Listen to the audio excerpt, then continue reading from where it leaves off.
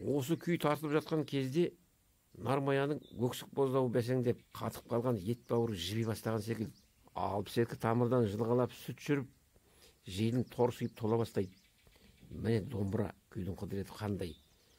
Жануар ботасы тірілгендей ыңырсып, дыбысқа елтіп, мажара болып кеткендей. Сүт үрпіні кернеп аққысы келеді. Бірақ қыз емшекті қысып ұстап, жымырып сүт ағызбайды. Жаутаңдап жігіт домбыраша қарай береді. Қайтсын енді, мұны шалға күйге шыққысы келмейді.